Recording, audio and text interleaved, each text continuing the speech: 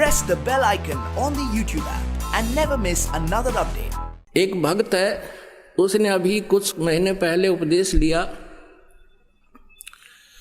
वो अपने मुख से अपनी सारी कहानी आपको सुनाएंगे। पुण्यात्माओं, समर्थ का शरणाग हो, रंग होरी हो, कदे ना हो ऐ काज राम रंग होरी हो। इनका एक छोटा सा बच्चा 10-12 वर्ष का और 1100 वाट के तार से टच हो गया। इसका जख्म है इतना, 2 अंगुल पूरी आ जा, और पैर का अंगूठा जल गया, आर पार निकल गई बिजली। इस बच्चे ने बताया कि ये इस दास के रूप में कबीर परमेश्वर पहुंचे। वहां पर इस बच्चे का हाथ पकड़ कर नो खींच लिया उस बिजली से, और ऊपरली मंजिल पर था, उस पे छज्जे पे सुला दिया, स्लैब के ऊपर। काफी देर बातें करी। इसने कहा, गुरुजी कहाँ जा रहे हो? बेटा मैं तेरे साथ हूँ, कहीं नहीं जाता। कहते, हमरा भक्त पे छोड़ी होई और हमरा नाम ना लेवे कोई। अब ये वास्तव में क्या है? अब ये कथा आपको सुना रहा है, उन्होंने लिख कर दे रखी है, आपको पढ़ के सुनाते हैं।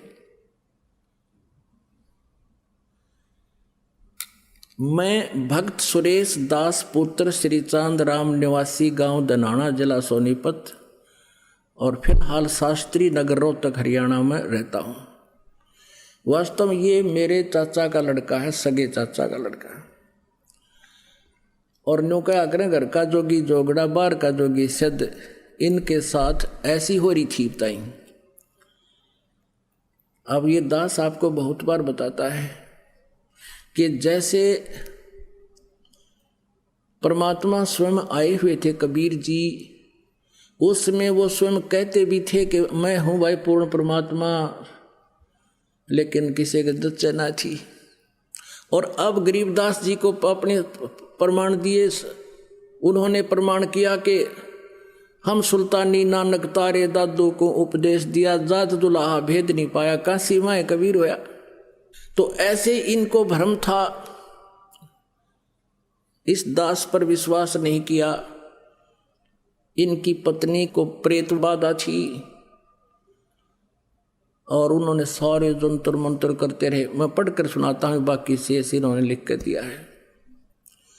मैं भक्त सुरेश दास पुत्र श्री चांदराम निवासी गांव दनाना जिला सोनीपत, फिलहाल शास्त्री नगर रोहतक का निवासी हूँ। सतगुरु जी के नाम उपदेश लेने से पहले मेरे घर की आर्थिक स्थिति बहुत ही कमज़ोर थी। परिवार का कोई भी ऐसा सदस्य नहीं था जो कि बीमार ना रहता हो। मेरी पत्नी को भूत प्रेत बाधा बहुत ही ज़्यादा परेशान करते थे। इतना ज़्यादा कष्ट रहने पर के बावजूद हम देवी देवताओं को बहुत पूजा करते थे तथा मेरी हनुमान जी में बहुत ज़्यादा आस्था थी। लेकिन घर में संकट पर संकट आते जा रहे थे, किसी भी काम में बरकत नहीं हो रही थी। पूर्ण परमात्मा सतगुरु रामपाल जी महाराज मेरे परिवार के होने के कारण हम उनको पूर्ण परमात्मा नहीं मान पाए, जिसका खामियाजा हमें कई वर्षों तक झेलना पड़ा। तभी गांव सिंहपुरा के निवासी भक्त विकास ने मुझे बताया कि आपके घर में पूर्ण परमात्मा जगत गुरु रामपाल जी महाराज आए हुए हैं और आप कहाँ सोए पड़े हो। तो मैंने कहा कि काल ने हमें कष्ट ही इतने दे रखे हैं कि वहाँ के बारे में जानने का टाइम ही नहीं मिला। सारा समय डॉक्टरों के चक्कर काटने में चला जाता है, ऊपर से आर्थिक तंगी भी बहुत रहती है। उस भक्त ने मुझे काफ़ी समझाया कि पूर्ण परमात्मा की ऐसी दया हुई कि मैं संत रामपाल जी महाराज से नाम उपदेश लेने के लिए अक्टूबर 2010 में सतलोक आश्रम बरवाला में पहुंचा। नाम उपदेश लेने के बाद सतगुरु जी ने अपना दया का पिटारा खोल दिया और मुझे वो सुख अनुभव होने लगे जिनका वर्णन इस जुबान से कर पाना बहुत मुश्किल है। मेरी पत्नी को बहुत प्रेत सता रहे थे, सतगुरु जी की दया से अब वह पूर्ण रूप से ठीक है। 7 सितंबर 2011 को, अभी पिछले महीने की बात है, 7 सितंबर, मेरा लड़का मोहित उम्र 12 साल, जो कि मेरे कहने पर मिस्त्री को बुलाने के लिए गया था, मिस्त्री के मकान के ऊपर 1100 वोल्ट की वोल्टेज की तार थे। लड़के का तारों के बीच में 1 फीट की दूरी थी। जब वह उनके नजदीक गया तो तारों ने लड़के को खींच लिया। लड़के के सिर पर तार गड़ गया। इसका निशान दिखाएंगे आपको, ये भगवान। तथा मुंह जल गया।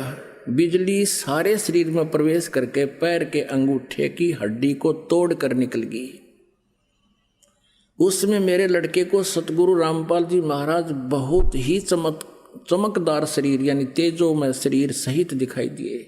उन्होंने लड़के का हाथ पकड़कर छज्जे पर लटा दिया।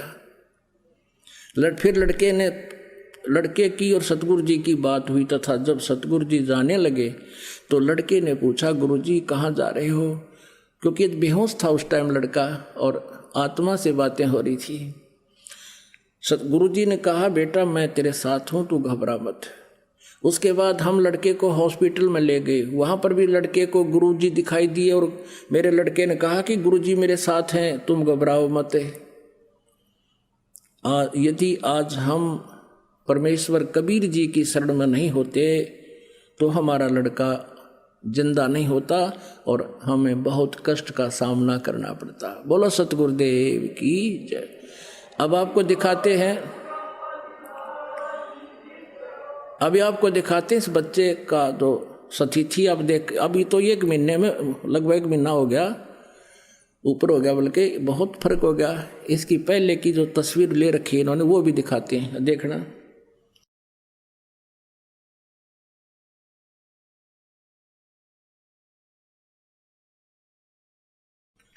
दिखा भाई, इनको बुला इधर। गुरुदेव की जय। मंदिर छोड़ सतगुरु रामपाल जी महाराज की जय। मैं किसी मिस्त्री के पास गया हुआ था, फर्नीचर वाले मिस्त्री के पास गया हुआ था, तो उसके ऊपर से 11,000 वोल्टेज के तार गए हुए थे। तो मेरी मम्मी बोली तार मोई तार ऊपर। मैं से देखने लगा तो बिजली ने मैं खींच लिया 1.5 फुट ऊपर से। ये सिर देखा नीचे न करके देख,